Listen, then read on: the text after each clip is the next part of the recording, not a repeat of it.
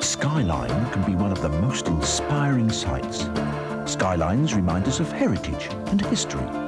The modern city skyline tells us how far we've come as a civilization. Unfortunately, it's not always beautiful.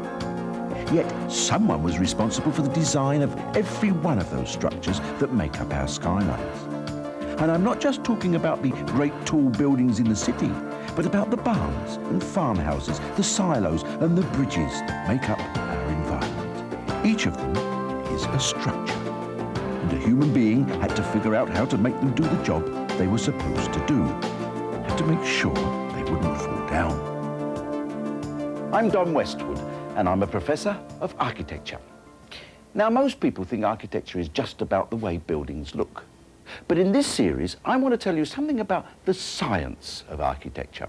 In other words, the science of designing buildings and bridges and the like that won't fall down. In fact, everything in the world needs a structure. Otherwise, it would have no shape, no volume. You couldn't put things inside or hang them on the outside. An egg, a cave, a tree, they all must have structure. Animals and people have skeletons, and so do buildings. And it's no coincidence that the skeletons of buildings and animals and people sometimes look alike. But as we shall see, there's more to a skeleton than just the bare bones. The bones have to be held together somehow, and they often have to move. Well, that's part of the structure as well. In architecture, structure is what makes a building stand up, and as you might expect, it also has a lot to do with determining what a building looks like. Now, one thing we will find is that the basic structures that we now use for our bridges and our buildings, we can also find in nature. Very often, nature has solved a structural problem millions of years ago, and we've only just caught on. So, for the next 8 programs, we're going to examine how architects use scientific principles to come up with the structures that have made our urban and rural skylines what they are. Here's a quick guided tour of the 8 topics we're going to look at. It's a fast tour, so hang on to your seats. This first program will illustrate how we rely on structures in our lives, both man-made and in nature. We will also look at the concept of building loads, the main forces a structure has to resist to keep from falling down. Program 2 will continue the discussion by examining the forces that loads create, that want to pull down a structure. They are compression, tension, shear, torsion, bending, and bending moments. In Program 3, we begin to look at how structures deal with these forces, starting with the roof. Historically, roofs were sloped or were domes, but today roofs are more often held up by trusses, and we'll show you how to make your own models of roof trusses using popsicle sticks. The program will also look at how trusses are used to hold up bridges and span very large areas. The 4th program deals with walls. We'll explain how compression works in a battered wall, why buttresses were developed in Gothic architecture, and what role walls play in modern skyscrapers.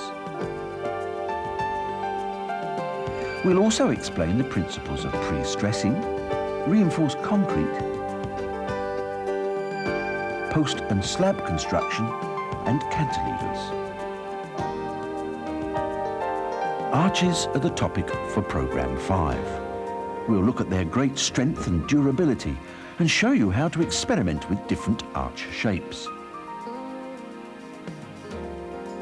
Then we'll cover their 3-dimensional cousins, vaults and domes. There are some very interesting examples to look at, such as groin vaults and fan vaults, to name just 2. And in addition, we'll talk about several types of domes. From there, we move on to shell structures in Program 6. Once again, nature has led the way. These structures use some of the most complex curves in geometry, And although quite thin, these beautiful roofs are remarkably strong. And while it may seem hard to imagine, lattice-type domes are related to shell structures. And so we'll look at some of these exciting designs.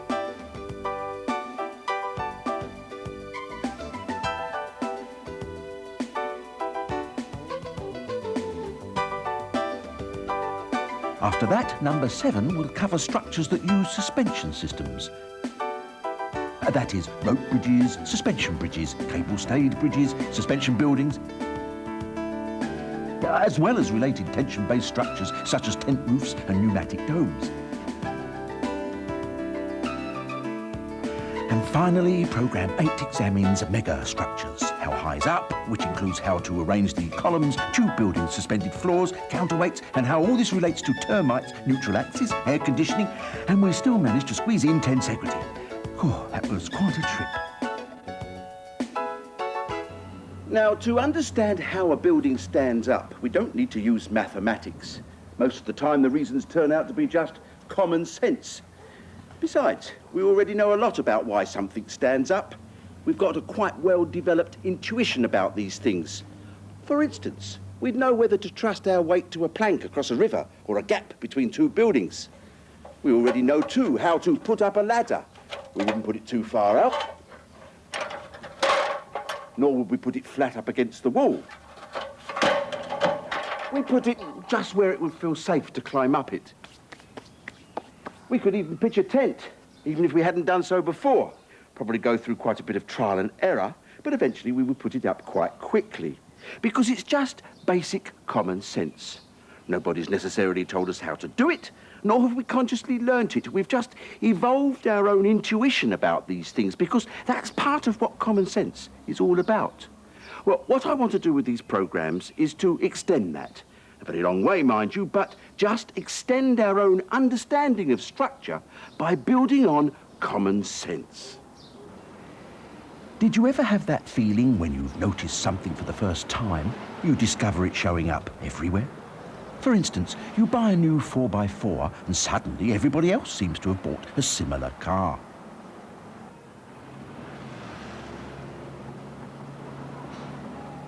Or you buy red shoes and everybody else is wearing them too.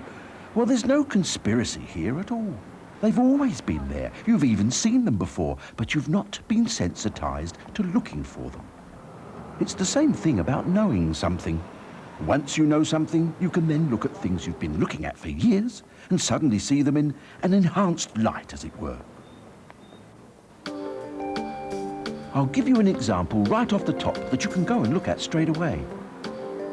That's the post that stop signs and parking signs and other traffic signs are attached to. The signpost, which starts out as a thin, flat piece of metal, is bent and shaped. It is very simply made into a sort of square tube, and that is extremely clever. You see, it has flat parts on which you can attach the sign.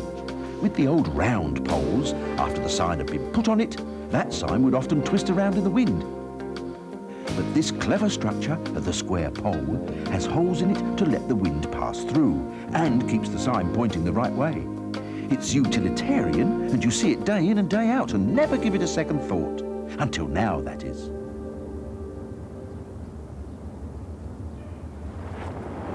Here's another one, and this one belongs in the category of, well, I've never thought about it, but now that you mention it, why is a manhole cover round? Do you know? Well, if a manhole and its cover was square, you could take the cover, put it on a diagonal, and it could fall back down the hole, whereas a round one can't. Oh, I know, because when I was a young lad, my friends and I used to drop the square ones down the hole whenever we got the chance. So once again, it's a simple, clever solution that stymies young schoolboys everywhere. There's usually a reason for something, and now that we know, it's obvious. A taxi.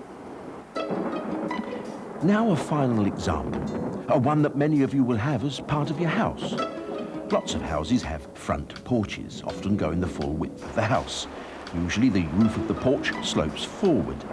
Now, when you go up the steps to the entrance part of the porch, you'll notice that over the steps, there's usually a triangular pediment. Now, lots of people will tell you that it's just something ornamental, part of the architectural language. Well, perhaps it has acquired a symbolic value, but there's more to it than that. The triangular pediment comes from a very practical need. If you didn't have one, rainwater would come pouring off the roof and fall on your head, even if you've got eaves troughs. So there we have another example of a reason for something being the way it is, and something to appreciate every time we see it. Travel is a passion for many of us and has been for some time. So there is another simple principle in designing structures that we must consider. Now, often geography and climate determine important things about design. In other words, where we are affects the way we design the things that we build. And one of the best examples of this are the railways.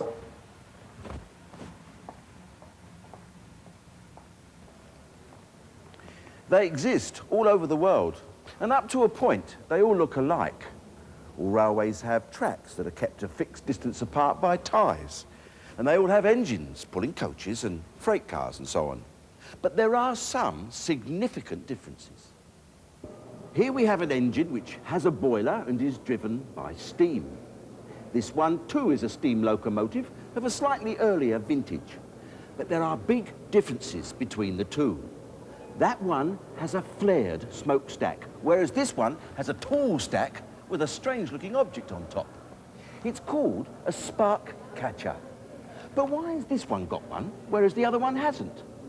Well, the engine without a spark catcher is based on a design from England, where the most plentiful supply of fuel was coal.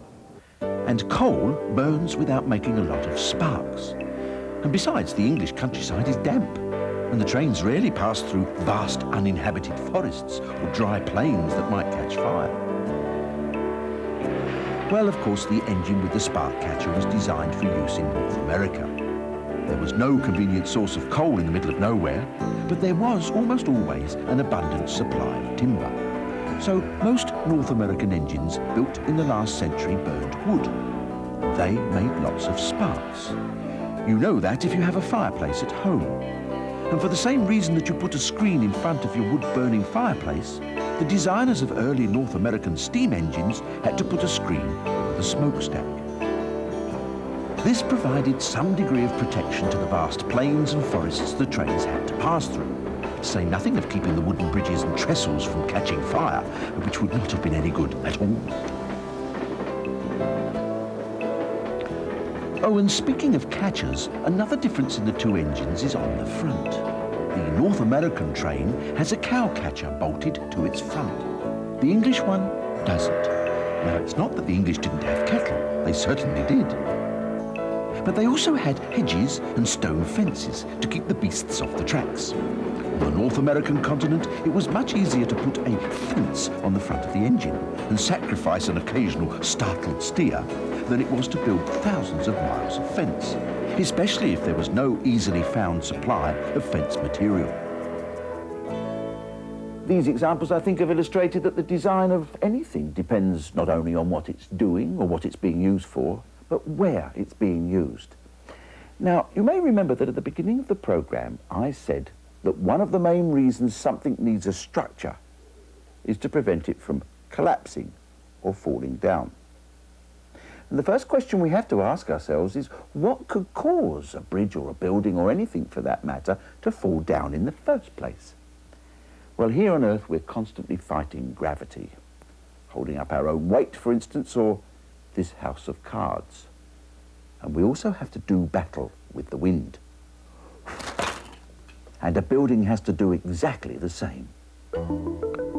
In fact, there are a lot of forces that push, pull, bend and twist our buildings. They come from what we call the loads on a structure. There is always a war going on between the loads that are trying to tear the building down and the structure we've designed to hold it all up. Two kinds of loads force themselves on a building: dead loads and live loads. Let's deal with dead loads first. They are permanent and don't change. The weight of the building itself is the best and perhaps most important example. A building has to hold up its own weight. So what we make a building out of can be very important.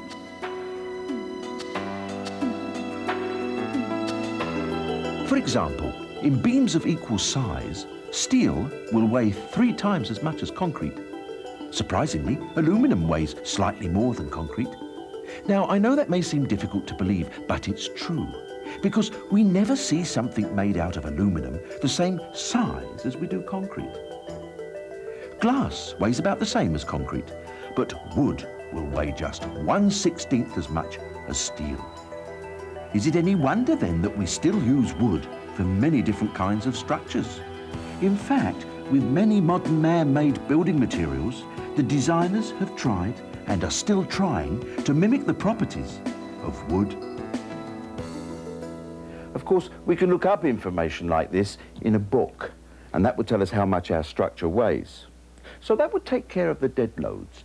But we also have to cope with live loads, and they can be much trickier to deal with. You see, they are the non-permanent loads, the changeable ones. They are the ones we have to make a best guess at, and we better be sure that our best guess is a good one. If we underestimate the live load, our building might fall down. If we're overly conservative, the building might be too expensive to put up in the first place.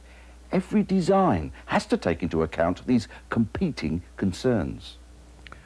So what are the live loads? Well, that's easy. Anything that moves or changes. The people in a building, its furniture, and even the dividing walls and movable partitions. And the same applies to cars and trucks on a bridge. Well, those are fairly obvious, but there are more live loads we have to think about. For instance, the wind. It can blow a building down. This is the City Hall in Toronto. It was designed by Viljo Revel, who was an architect from Finland. In fact, he won a worldwide design competition for it. And you have to admit, it still does turn heads. Anyway, I was one of the many people lucky enough to work on realizing Revel's dream. And translating a pretty wonderful concept like this into a building that actually worked wasn't easy. And one of the first things we had to contend with was, in fact, the wind. You see, the two towers look a lot like aircraft wings standing up vertically. Was it possible for a high wind to make the towers take off? How much would they try to resist and twist? And there was another problem. The towers are closer together at one end than at the other. If the wind was coming through the wide gap, it could get trapped because there's only one way out, through the narrow gap. Well, if you've got a lot of wind coming in and only a narrow hole for it to go out through, there's only one thing that can happen. The wind has to speed up so that it can all get out. The same thing happens when you put your thumb over the end of a hose. The water goes further because it's going faster, because the same amount of water is trying to get through a narrower gap. But something else is happening inside the hose at the same time. There's a pressure build-up on the walls of the hose, and the same sort of similar thing could happen with the wind on this building. Oh, sorry. It was also possible that great whirlwinds would rise in the space between the towers. In fact, one cartoonist of the day speculated on what might happen to the saucer-shaped council chamber if the wind came up. But speculation is not necessarily true. So we put a model of the City Hall in a wind tunnel and measure the pressure on the walls as the wind direction and pressure were varied. We made some amazing discoveries. First, on parts of the sides of the towers, there would actually be negative pressure. You would think the wind would always try to blow the windows in, but in fact, it could be trying to suck them out. The pressure could be low enough that if a window did give way, a lot of the loose bits and pieces inside could find themselves down at street level in a very big hurry. We also discovered that the building wanted to flap very badly in the wind, and that just like airplane wings, the towers wanted to twist. Now we had to find a way to stop all this from happening. If you visit Toronto, you'll be able to see the solution. These lovely curved ends to the towers give them a graceful appearance. They hide the main stairwells on the inside, so they have a good reason to be there. But if you take a tape measure and measure between the inside and the outside, you'll find a big difference. The walls here are more than 2 meters thick and are filled chock-a-block with steel reinforcing rods to make sure the towers stand tall and don't twist in a high wind. And don't think that just because Toronto City Hall has such an unusual shape, it needed wind tunnel testing. Wind is a factor in all building designs. Of course, that's something those of us who spend a lot of time downtown in cities know only too well. The wind whips around everywhere. As we've seen, that's because the narrow spaces created by the buildings force the wind to speed up and whip around unexpectedly. Now, the climate also puts other live loads on a building. Materials change shape depending on the temperature. The amount of shrinking and expansion can be substantial, so we have to let our structures move. That's why we have expansion joints in bridges, and yes, even in buildings. If we don't let the structure change shape as it changes temperature, it might actually buckle and even crumble.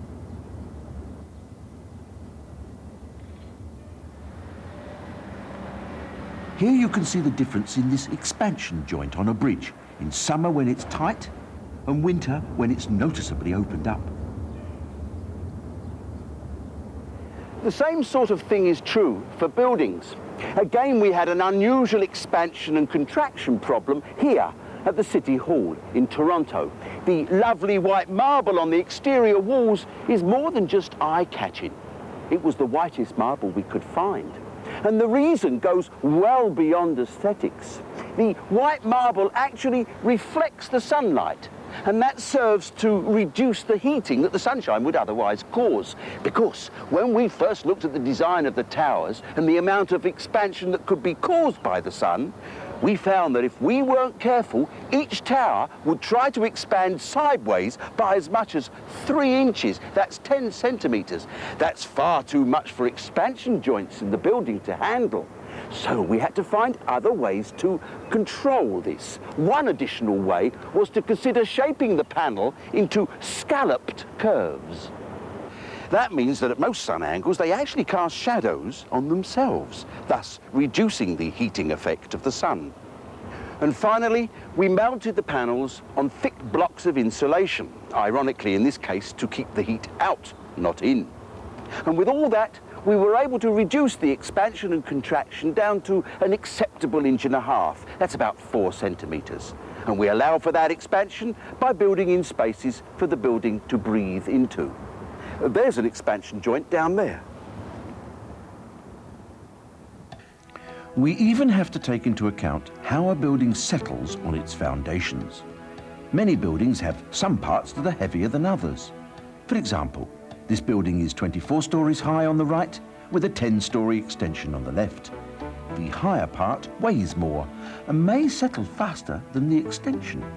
So we have to put a sliding construction joint between them so that the two parts of the building can settle independently. And here's another simpler example that's probably in your own basement. The walls are pushing down with the whole weight of the house on them, but the basement floor is only pushing down with its own weight. So house builders put a sliding joint between the basement slab and the wall to stop the slab from cracking somewhere where you don't want it to. Some of the loads are very hard to predict because they can change so much, and because even a seemingly small load can have a devastating effect if we are not careful.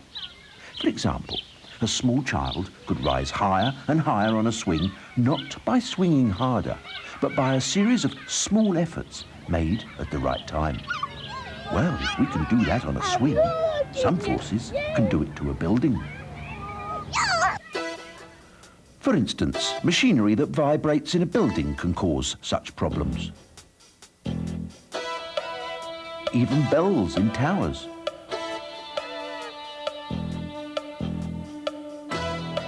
And there's the most unpredictable live load of all, the earthquake. By now, you're probably ready to give up, but don't despair. I want to start with the premise that live loads only become problems if you don't think about them when you're designing a structure.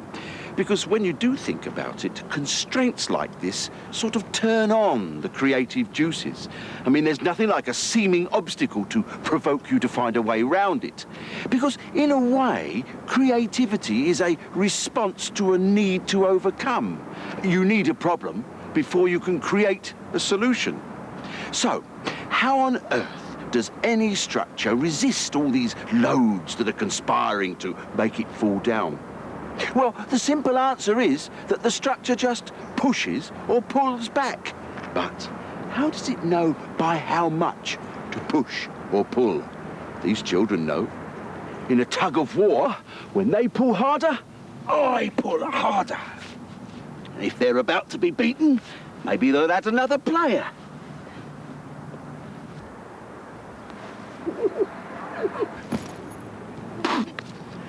But how does the floor of a building know how much to push up by against a load? Not too little, not too much.